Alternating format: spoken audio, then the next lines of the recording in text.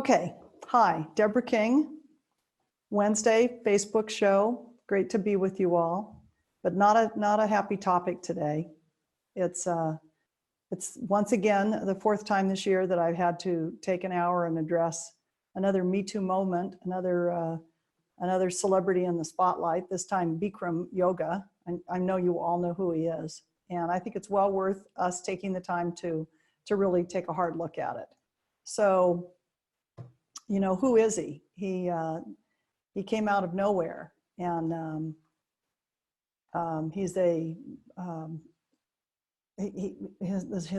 personal story is a complete lie. What he's told everybody all these years about what a poor boy he was and how gifted he was and how he won all these yoga contests turns out to all 100% completely untrue. What's new? And it's upsetting, isn't it? So these strong men have been wielding their power over women and girls, and the earth, by the way, the earth itself, for eons, more than 5,000 years. And it's important that we have a global conversation about this, that women speak truth to power, that men speak truth to power now. So it's about all of us finding gender balance and having a conversation about sexual violence. So as I said, the latest exposure to happen was this past weekend with the new Netflix documentary on Bikram that they call Yogi Guru Predator. How would you like to have that as your subtitle?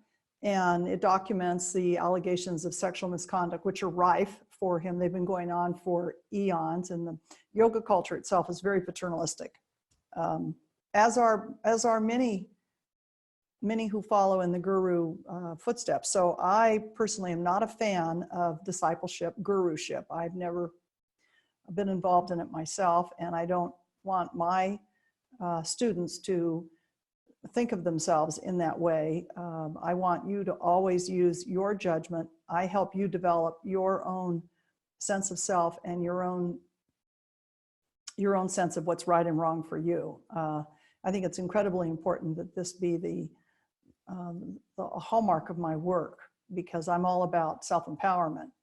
The guru path is not about self-empowerment at all. It's an ancient path that I believe should pass into oblivion. I think I think that people should have gotten away from it around 1900. Okay, that's quite a while ago, and I want you to really develop your own sense of intuition so that you can sense when something is not right. And when you read these women's stories and when you watch this documentary, and I really encourage you to watch it, you will be perhaps not horrified, because maybe it's happened to you. Maybe you blinked and pretended that something didn't happen, just like these gals did in Bikram's life. So if you read my blog this week, you'll notice I start off by talking about a number of candidates that are much like him. There's Amrit Desai, the founder of the Kripalu Center, their guru. He had to resign as the spiritual director of his own ashram. Just about, I can't name a spiritual director, a guru, who hasn't had this problem, who hasn't been taken down or heavily criticized for sexual misconduct with women, or in Sai Baba's case, little boys. So there's Swami Mukutanda and Swami Satchinanda and Swami Rama and Swami Kriyananda. I actually went to his many years ago in the, God, I don't know, the 80s. I went to Kriyananda's ashram in outside of, it's about an hour north of Sacramento. You could feel it. The moment you stepped onto the property, you could feel the slime and the shame and the disgust and the whispering. You could hear the whispering among the women. And oh yeah, I mean, that's how he initiates you into your higher spiritual self. You know, you sleep with him. How can we fall for this, people? And yet, so many of us have been exposed to this and have suffered from this. And if not this, then at least pinching and inappropriate remarks and inappropriate touching. So this is why I spent another hour on it, okay, today, because we are relentlessly trained by our culture to allow this to happen, to be in the service of the other gender. Maybe you're new to the spiritual scene and your expectations were high and you thought everybody was, oh, so holy and worthy vessel. And the next thing you know, the teacher is taking you around the corner and proposing a private session. It's that kind of stuff, or touching you in a way that just makes you feel uncomfortable. So back to Bikram. The story, again, all too familiar. But he is like all of these stories, it's so hard to separate the good parts from the bad, because he's largely responsible for bringing yoga to the West, making it so commonplace in the US and very popular. And in the last 20 years, he's been the darling of the media. I just loved him because he was so outrageous, so and the more prominent he became, the more uncontrolled his behavior has become. I could name some politicians right now who are dead ringers for Bikram. He announced at one point that one drop of his semen would be appealing to 1 million women at once. This guy he's got quite a overblown sense of himself. The one thing I hope you see this documentary, and the one thing that I hope is achieved by it is it puts the heat on the district attorney. Shockingly, she's a woman. Okay, the DA in LA has not filed against him, which is unconscionable. There are so many complaints, and there's so much room here to go after him. The fact that he has escaped and run from the U.S. is, and there's an outstanding arrest warrant, okay, against him for sexual harassment, is not an excuse that she's not actively moved on this case. So hopefully all of our repugnance about this and talk about it and discussing it on social media, perhaps it will motivate her to get going. So I'd like to just tell you just a few of the highlights of the documentary. It focuses a lot on a gal named Sarah Baum, who, it'll show you how this cuts both directions. So, she was an avid student, and then he raped her. What does she do? She's invested her whole life. She's been there for a number of years. She's a young woman. She's invested her life, her money, herself and loves yoga, thanks to him. Okay. And then the next thing she knows, she gets raped. So very puzzling to her. She starts a business. What does she do with her business? And then the thing that finally turns her and makes her become willing to speak out and willing to pursue him is that a young woman in her studio decides to become like Sarah. She tells Sarah, I'm going to follow you. I'm going to do what you've done. I'm going to go study. I'm going to take one of his courses, one of his big 9-week courses, and become a teacher training and become certified. And Sarah can't handle that. She realizes that this young woman is going to be at risk. She'll be at risk, and Sarah feels she can't put a woman who's 18 years old at risk like that. That is just beyond her. So she's willing to work with this film director, who by the way is a very talented film director, and they do a marvelous job in this film. It's a good, strong B or B+ documentary. He's quite a character. He does everything in a black Speedo, and his comments are demeaning, horribly demeaning to people. He tells you you're fat. He uses a lot of pornographic expressions, and he talks down to you. The guy's a pig. Okay, it's just disgusting.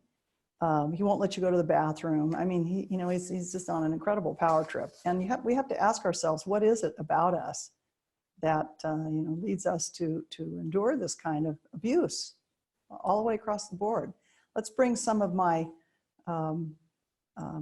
some of those of you in the audience come on up, and let's chat a little here. And here I'll pull up.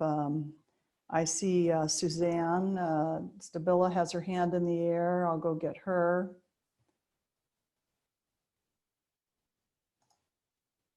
And oops. Here's Suzanne and Cynthia. How about Badrin? Let's get some discussion going. Suzanne, let's hear from you first. Okay, hi. Have taken yoga training over the years, and Have you taken this training? no, I haven't. I've done his style of yoga, but I do remember when he was fighting, he didn't want anyone to put his series of exercises together or And call then it hot yoga. may I just interject that it turns out he stole those from his teacher. Yeah, Oh, Christ. yeah. But no, I was never attracted to him as a yoga teacher because he was such a horrible person. But I find that to be not uncommon in the yoga community.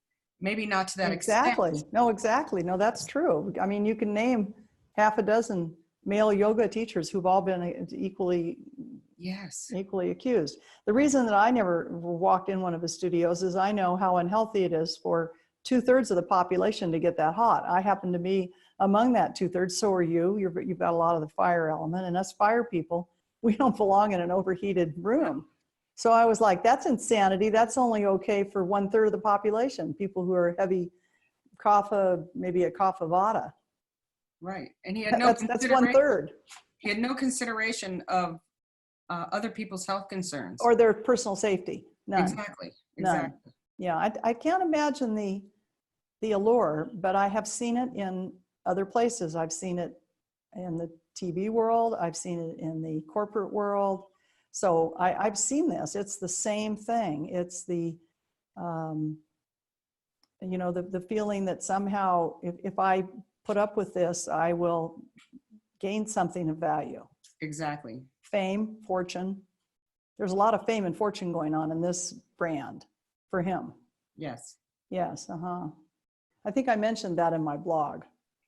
That's so disappointing to me to see that in my own neck of the woods in the spiritual world. I've seen quite a bit of this. Yeah. So, have you ever personally experienced any kind of?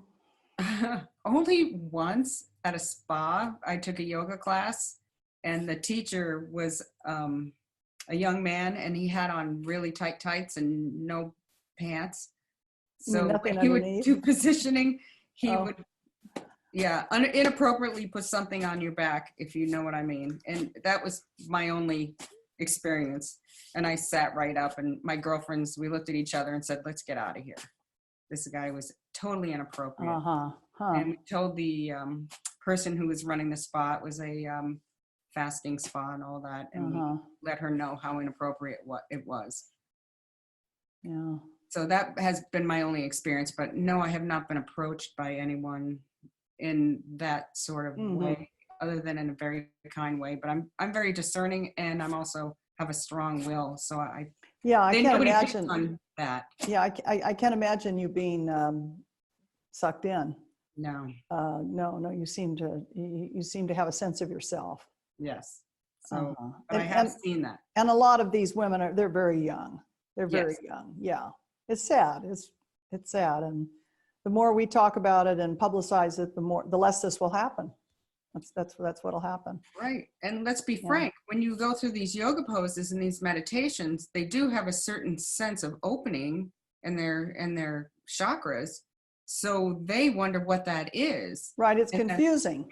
It is. Well, and even our work can be confusing in that regard. Many is the anonymous email or call I've gotten about, well, gee, Deborah, that experience I had with you, that sure felt, I don't know, was that sexual? And the answer is, well, no, but it involves your lower chakras where your genitals are. So it can feel very sensual. It can, especially if you haven't felt that ever before. Right. So you can mix that up. Right. Easily. Really? Suzanne. Yeah. Yes. Well, thank you for being so frank and so helpful. And yeah. Hey, Cynthia, how about you? Hi, Deborah. Hi. And everyone. This topic has got me kind of reeling again about the ignorance and in sexual violence. And I've been looking at a lot of things after I've watched the documentary and tried to pick out what I think is important for us to do. Um, I see that it's so valuable to have women journalists, women bloggers, women filmmakers, and a continuous open conversation that comes out to the public regularly, even if I didn't really want to watch this during the Christmas season, I and know. go with it, but I did anyway, and I'm grateful for going there to Uh-huh. see how am I doing with this today. Taking proactive action to be open, so I want to expose Mhm. my family to it. I mean, it's going to be hard to get them to sit down and be uncomfortable with all of this as well. Tell But them the there's, whole thing's over with in under 2 hours. yeah, but to have the conversation with family Yeah. members would be a Again, really big again. issue for me. Yeah. Who was it that we did this with just a couple months ago? Who was it? R. Kelly. Oh, yeah. And the problem is, like many of you, I get very triggered. This material you can tell, you just listen to my voice, you can tell it makes me angry. Yeah. Yeah. And who wants to be angry? It'd be so much easier to go stick my head under a rock and just listen to, Yeah. angelic music and Christmas carols, Yeah. or, take a nice walk. But I Yeah. can't. I have an obligation. I have an obligation to help people. And this has always, of course, been a topic for me since I was probably 3 years old. So yeah, I feel I have a duty to stand, just like you do. I appreciate your being here and standing up and being counted and being heard. Yeah, I have something I want to say to help people understand. I really appreciate how there was a movement to get R. Kelly, stopped, because he Yes. had like an ability to have all these loopholes, because he had power and money to do whatever he wanted in the legal aspect of things. And so this Bikram is also doing the same. He's denying everything, and he can use his money and power to do whatever he wants, make up his own rules. But I looked at what's going on right now, and he's continuing to teach in the world. Right. And I thought, well, let's get ahead of the game, do like R. Kelly, and get the word out in those countries where he's going to do his little teaching training, Mexico is his and make next sure. future training. Yeah. Yeah, I thought maybe that one was done. I haven't checked up on the dates, but he's planning a trip in Europe to Thailand. Luxembourg and Oh yeah. Thailand, and He's making millions, millions every month, you guys. And in a way, of course, we have to acknowledge the fact that this publicity is not hurting him. yeah. Isn't So if that we unfortunate? get people to Yeah. talk about it in those countries on the news, on the front page, and get it out Mhm. there, so that they already know something about this dude coming into their country to teach. Maybe that'll help them not to support him and to not go there. I mean, it's sort of like a warning, like, don't go there. Uh-huh. Yeah, but Well, that's all and we can and do to and stop him right now. what I'm hoping is that the activities of ourselves and others like us will force the U.S. to extradite.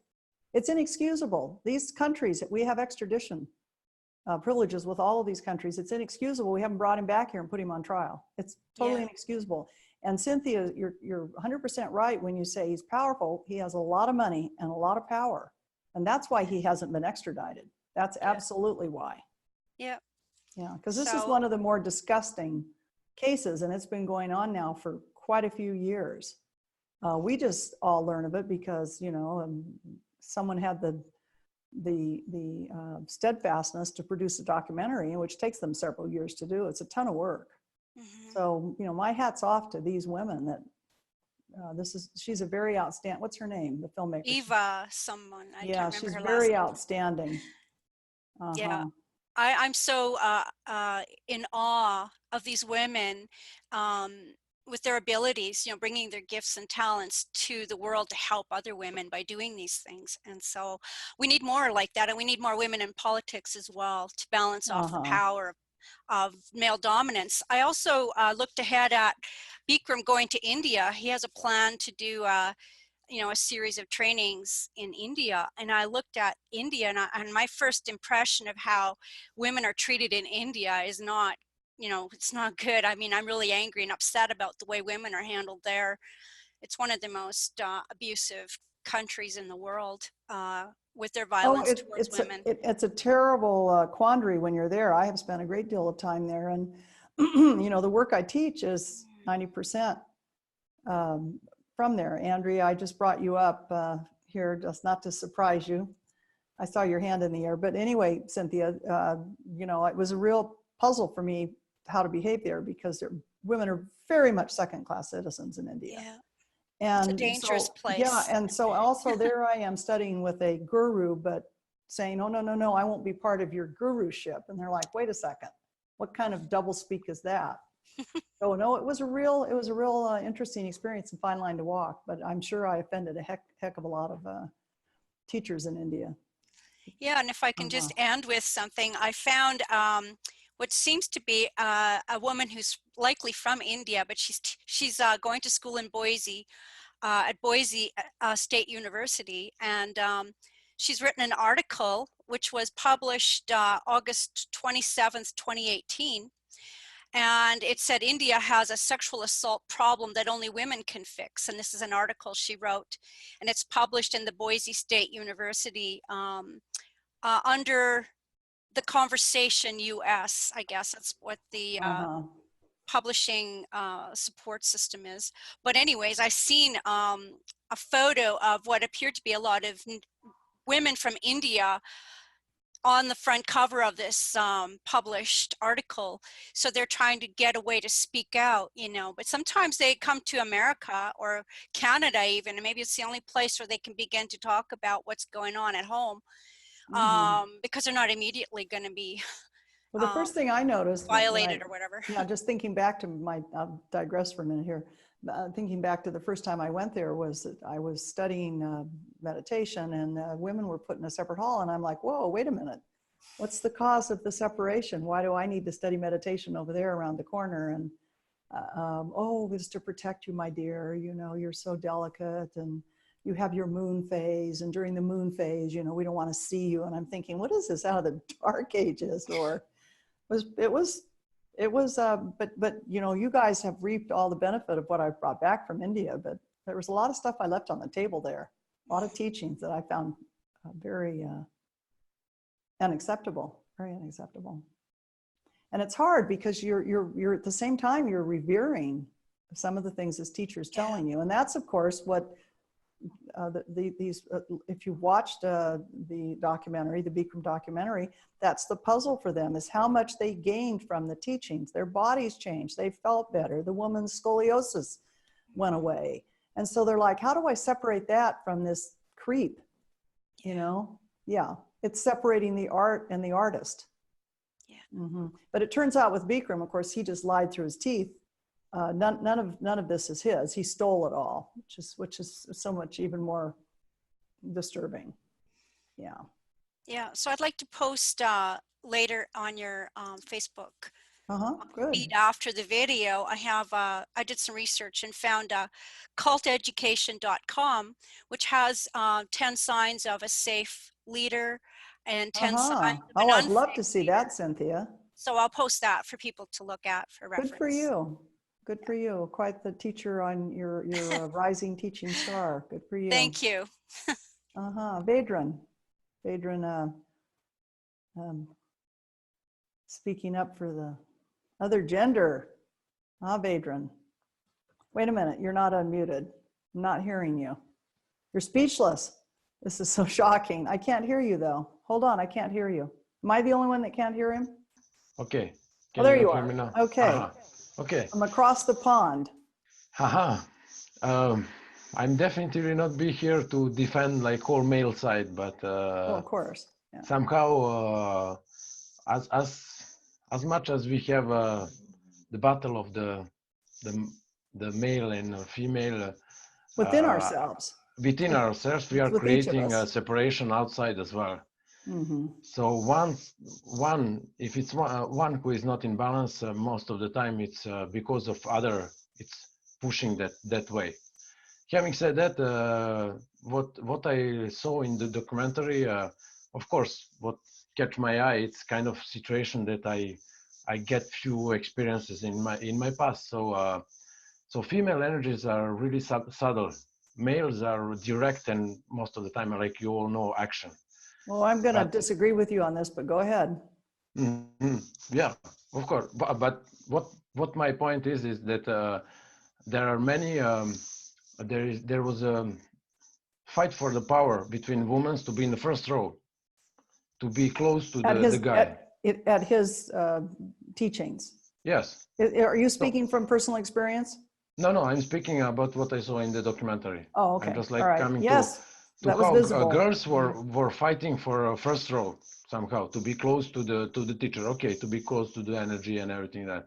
But after girls are coming like to see him, to massage his feet, to massage his back in 3 in the morning, and this kind of stuff in his room. Well, what do you say, Vedra? And I have to tell you, as a woman, and I've been in this position, not with a yoga teacher, but with other kinds of judges and whatever in my field. What do you say when they're trying to make it look like they're offering you a privilege?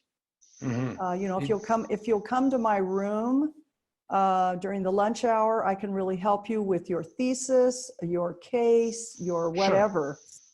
And but while you're there, can you rub my shoulders? Yes. I mean, let me tell you, it's there's not a woman that hasn't had this happen.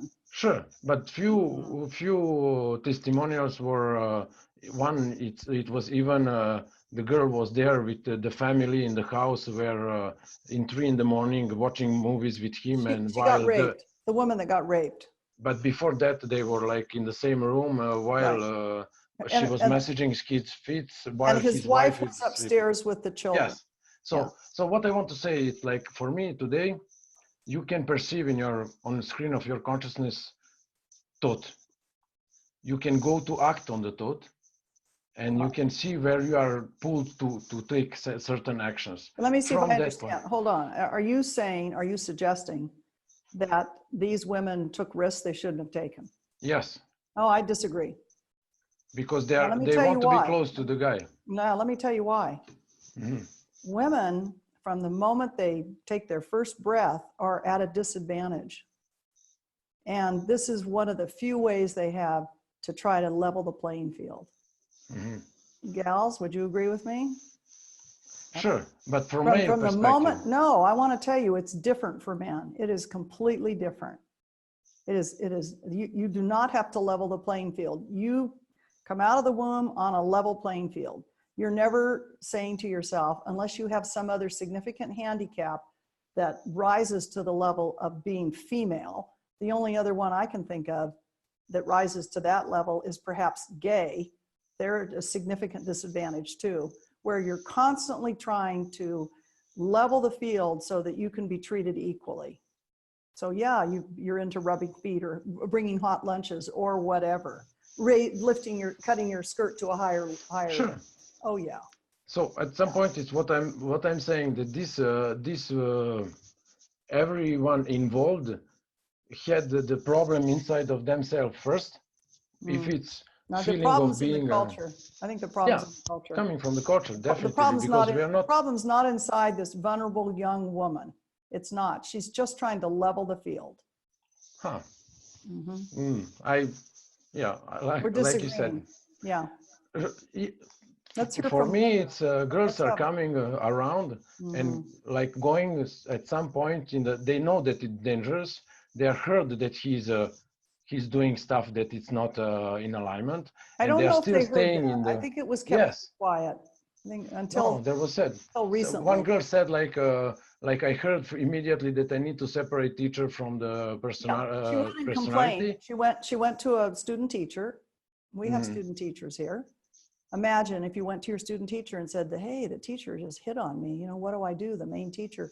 And the student teacher says to you, oh, get used to it. It's the way it is here, which was pretty much the answer. What would you do? Yeah. You just invested all the money you had to go to London and study this 9-week course. Are you going to pack up and leave, or are you going to take your chances? But that's what I'm saying. That's the displaced power from the people that were in the class to the personality that took the role of the the one in the power somehow, because the displaced power I had a friend was in the girls.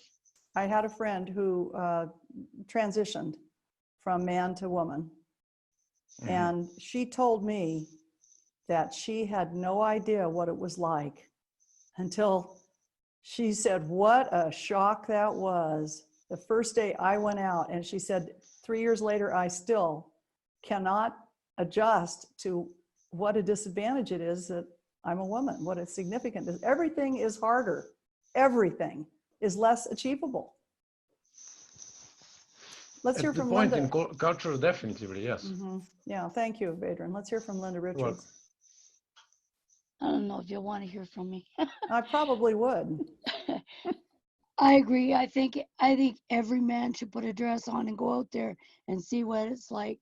Yeah, me too. You get hit it on, and like I can go back to like being a child and not knowing anything, and being hit on, and there's no way that you ask because you don't even know what sex is all about.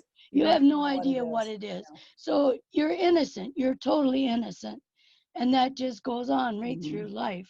And these girls, like,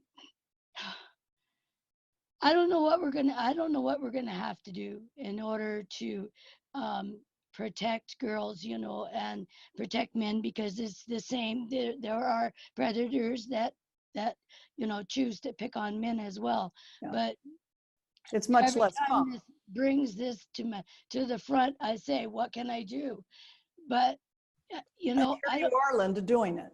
Okay, you showed up, and you're candid, and you're open, and you're willing to talk. That's what you're doing.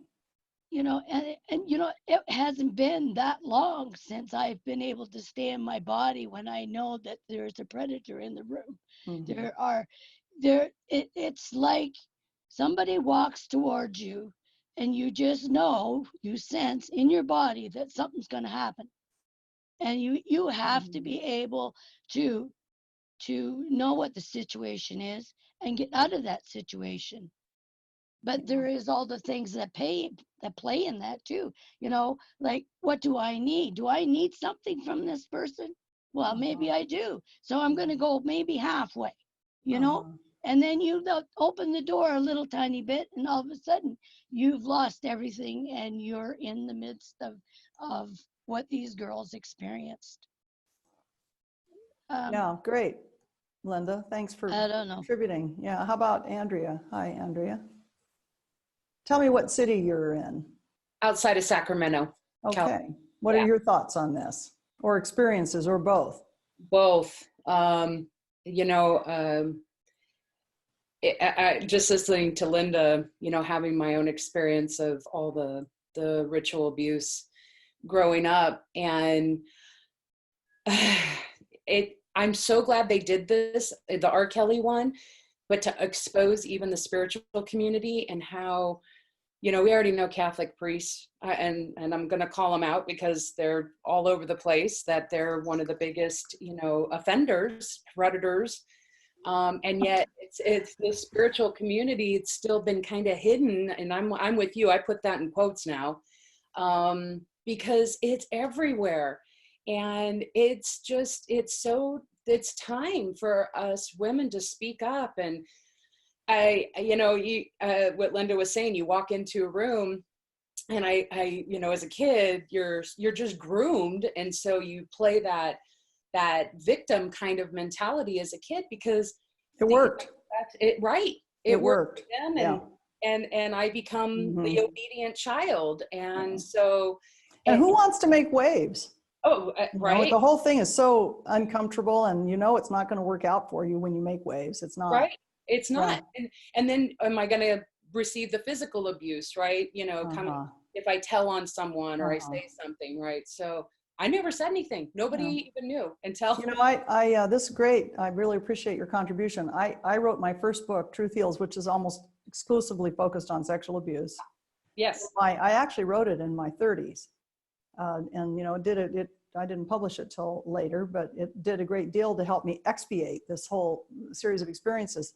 But I was so surprised to have this happen to me in my late 50s. I thought, when this guy did this to me, I thought, you're kidding me, right? And he was in a very powerful position in my life at that moment. And I am so ashamed to say, I said nothing. I was like, you're kidding, right? And I tried to do the little, brush off thing. Right. And because I didn't, finally I backed away. It was pretty obvious I was saying no, and it hurt me professionally a great deal. I got severely punished for that. Well, I'm the same boat. I sent you my book a little bit a while ago, and my truth, yeah, and telling my story. My mom, you know, doesn't know. My sister didn't know. All of them are reading my story. Well, they'll say they didn't know. Yeah, I know. Yeah. And it's like it was everywhere. It wasn't just me. It was other kids in our family, and to just receive this continual. It is ritual abuse. Until we tell us as women, right? It's ritual because it's the family's ritual. Exactly. Yeah. Exactly. It's not like they're you know, burning and sticking pins and dolls or anything, you know, out in the woods. It's 20th and 21st century abuse. Right? Yeah. And here's the TV's on. I mean, there's different hallmarks. Yeah. But you know, I'm sitting here, this, you know, famous yoga teacher and all the people that he would bring in, and why do we even feel the need to be I mean, all these words come to mind, that you're just in that place that he just takes you down this power trip. I am so much better than you. And here I can even just attack you with. It's very hard not to buy into it. And that's why we're having this conversation today. So that women who aren't as aware or quite a bit younger and have had fewer experiences can go, well, wait a minute, maybe that's what this idiot at work is doing to me right now. I hadn't thought about that. That's what he's doing with the supposed jokes. Don't you love the one who's, you know, it's always a joke. It's just, he's just flirting. It's just a joke. And if you don't take it well, you know, your job situation can be altered in a heartbeat. Oh yes. Yeah. Oh yeah. Oh, absolutely. Yeah. I'm glad that you continue to keep bringing this community together. Yeah. And Linda had a great idea of, like, you know, I love your idea. Let's put each guy in a dress for, you know, a couple, 3 months and send them out on the street. It would be like our experience of suddenly feeling what it's like to be gay or trans. Right. Or for that matter, an ethnicity that's not popular. Right. You know? Yeah. It's just that it's real hard to put yourself in those shoes if you haven't walked in them. It's really hard. So thank you, Andrea. Good for you. Yeah. How about Ruth? Hi there. I did watch the video, and it reminded me an awful lot of a yoga studio that I attended for quite a while, actually. Was it hot yoga? Was it one of his? No, it wasn't Bikram, but it was a Korean. Oh. Yeah. No comment. No comment. Yeah. Yeah. That's quite a paternalistic culture.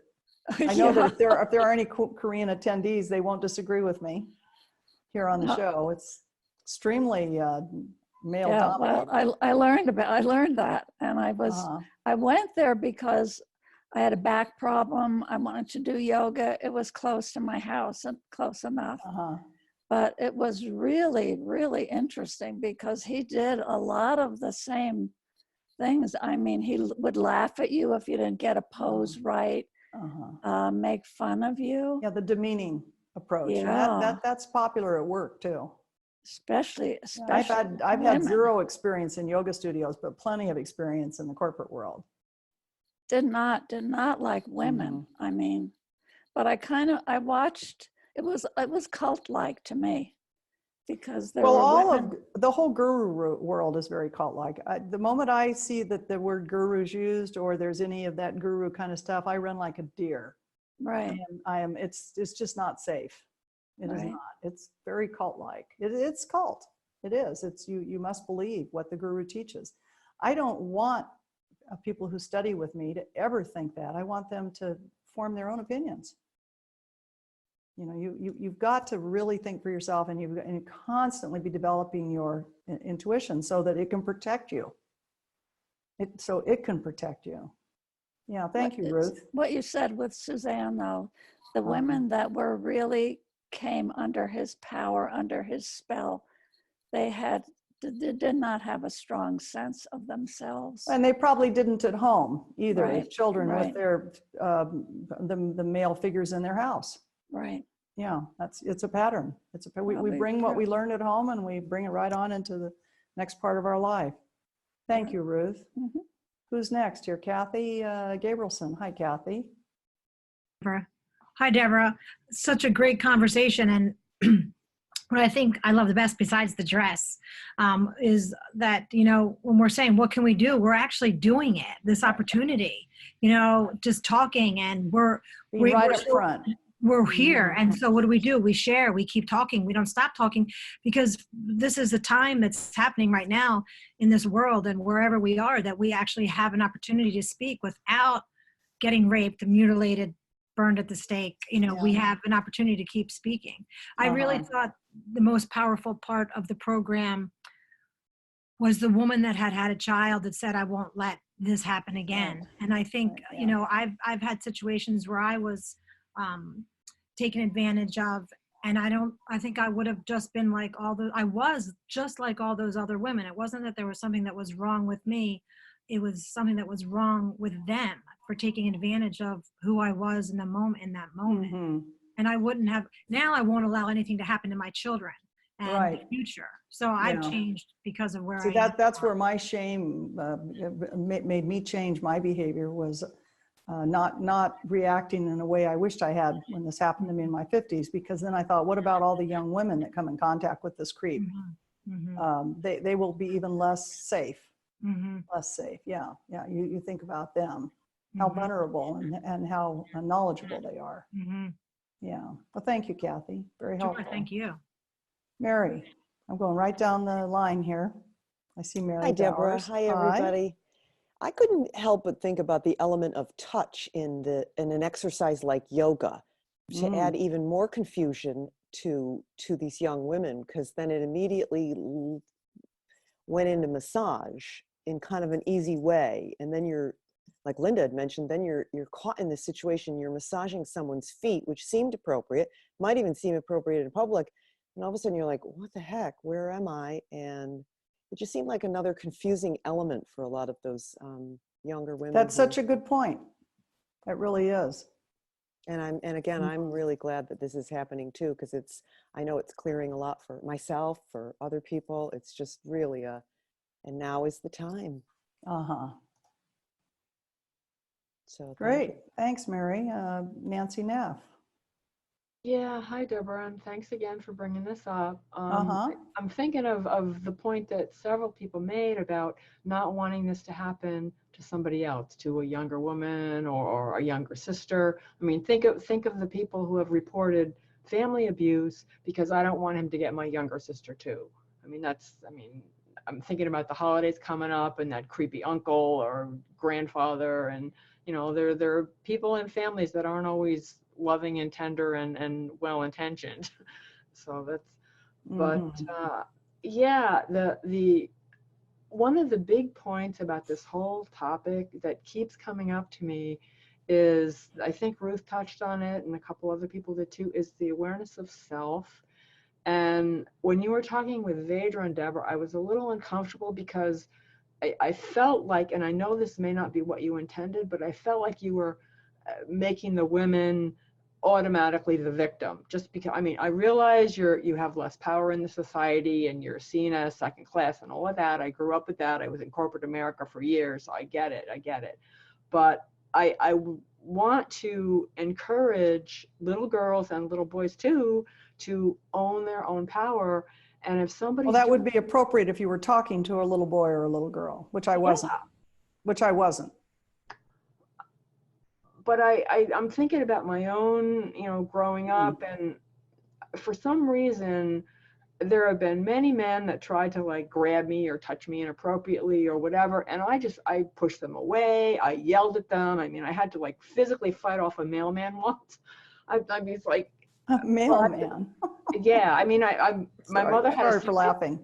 My mother had a serious car accident, so I took the day off from work and I'm outside crying, and like, because I was up at the hospital all night with her, and the mailman comes over supposedly to console me. Right. Then he starts grabbing me. I'm like, what is your problem? I didn't get any sleep. It's like, just get off of me. I mean, but I mean, now of course I'm in my, I guess I was like in my late 20s then. I had some sense of self, but I never felt like just because the guy wanted to do something, it automatically is like, oh yes, okay, I'll do that. I just never had that obedient sense, and maybe it's because I grew up with a really dominant, pushy mother, and I always felt like I was pushing back to get my own space. Yeah, I think you're an anomaly, Nancy. I don't think you're speaking for the but I want to encourage that bulk of the gender. Sense of what I want is just as important as what he wants, maybe more important if it's about my body. So. Well, great, thank you. How about Michelle? Hi, Deborah. Hi. Yeah, I wanted to speak to the yoga world. So I've been in yoga for 20 years and been studying, and had a wonderful, amazing teacher who was a woman who studied under men. And I believe, it's her story to tell, but I believe she probably has a lot that she could talk about from this. But from my perspective, learning from her and what she always taught us, I love this coming up about Bikram. Not that I love that it happened, but it allows me as a yoga instructor to speak to other yoga instructors and to speak in the community that this is not the community we are, and this, in my community, in my yoga space, and to assure people, this is and there is an element of touch. And I would say that in the last, with postures and things, I would say I used to be very hands-on as an instructor. And in the last 5 years, I have not been that way and it's interesting, it's because there are so many women with PTSD and trauma that even as a woman, I do not feel comfortable touching them, because I can, being energy sensitive too, I can feel their anxiety. And so I work with other teachers in my community and the people I teach with to talk about ways we can adjust our students without touching them. So modeling for them, or putting your hand up, saying, hey, bring your arm back here towards my hand, instead of grabbing them and making it a little more invasive to their space. And so that's very interesting. I've not seen any, my world is more the Pilates world, and there's a fair amount of guidance hand with hands there. And I was just thinking while I was listening to you, I've not seen any alteration of that, a style over time. They are all women, I might add. Yeah. And this is even with women, though. I've just found, and again, I don't know if backing off a little. I am backing off a lot, and I just feel that it feels good. It feels comfortable, and it feels like yes, and it challenges me as an instructor to find other ways to teach. Good for you, Michelle. You feel like you're really doing an amazing job there. It feels very balanced too. It feels very safe. Yeah, and that's really my goal. I want people to be safe, because I'm really, about it being a place where people can recover. Yeah, thank you. And before we go on to another panelist, I wanted to say to Vedran, he's very brave to come on. I don't think he had the greatest time last time we had this topic, as I recall. Weren't you here, Vedran? And you were kind of the voice in the wilderness. Yes. So good for you. Yes. I'm showing up. I'm not hiding. No. I applaud you. Yeah, for he's making an outstanding effort to, find his ground here. I wish all men would do that. Sure, I'm trying to understand both. Yeah, both I know you are. Definitely. I know you are, and I think it's very difficult.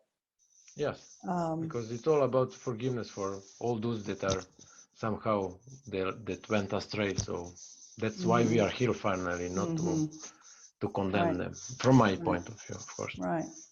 I see Kristen. Yeah, you're welcome. Hey, Kristen, you had something you want to say? Watching that video. Actually, my husband's late wife was a Bikram teacher. Oh. And stage 4 cancer, and she goes, "Can you help heal me?" And of course he said yes. And she got in, and it worked extremely well for her. I in fact, my husband knew him and had dinner with him, and realized he's batshit crazy, as you will know. He is. Yeah, I mean, watching this video, everybody drank the Kool-Aid, and I mean, I just sit there and listen to him berate people, and prey on these young women that really probably do have a lot of issues as children growing up. It breaks my heart. And it's shocking, but you know, it's part of the world right now. I hate to say it. There's Jimmy Swaggart, our president. Everywhere there's this patriarchy. Everywhere you look. Everywhere I freaking look. And you know what? We women need to stand together and really raise consciousness and help in this planet, because this patriarchy is taking us down. It's taking us way down. Well, it's been on a descent now for more than 5,000 years, and the things that do that tend to bottom out at some point and start to. It's a pendulum, but I don't believe we're anywhere near watching the bottom. I don't think so. Right on, and getting these documentaries out. Right on, but you got to think. One time, one of my teachers years ago, think, Kristen, think. It's got all this dogma and all these rules and all these cult things going on. Get the hell out of there. You got to think for yourself. And these women preyed on, and it breaks my heart. He's despicable. He should be in jail. Absolutely. Well, yeah, he needs to be. That's why he needs to be brought back here. Yeah. But he's way cagier than that. You watch. He's in his 70s. He's not coming back anytime soon. He's making a fortune going from country to country. Yeah. Ardell. Thank you, Kristen. How about Ardell?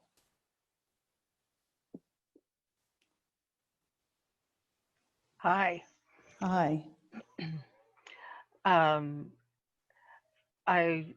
Part of my reaction was trying to put it in the context of the time in the culture. I looked at those exhausted bodies in those classes and thought, what leads people to want to submit so totally to someone else's control? And it just occurred to me that at the time that he began, it was a time of great uncertainty for young people. Right. Now, I knew they had to qualify to get into his class from other, I've forgotten the term, other yoga establishments. They had to qualify to get in. So these were really capable people already, and yet they submitted to that.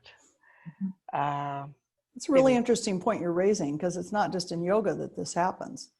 Exactly. There's an innate human desire and need to be directed. Can I say something? Can you hear me? Yeah, go ahead, Kristen. People are looking to be saved, and they don't want to think about it. They don't want to put the energy into it. They just want to be told. Be told, and they I don't think about it. I think that's the problem. I really do. No, I had a publisher tell me one time, your all your stuff, it's all about self-responsibility and self-empowerment. It'll never be popular. People want to be fixed, Deborah. Yeah. And you want to put them on their own 2 feet and let them fix themselves, and that isn't going to work. However, it was a man speaking. So maybe he wasn't attuned to where people want to go now. Go ahead, Ardell. I interrupted you.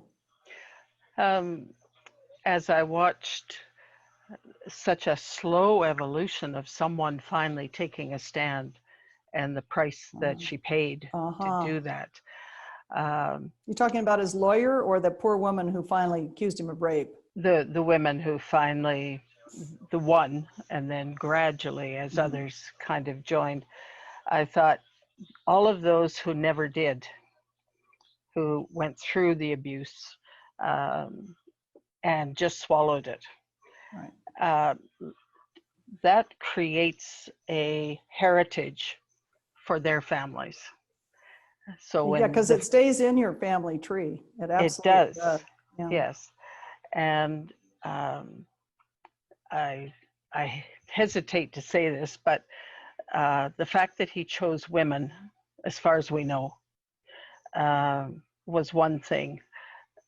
I'm sure there must have been male victims beyond that one fellow whose whole sense of self depended on the guru.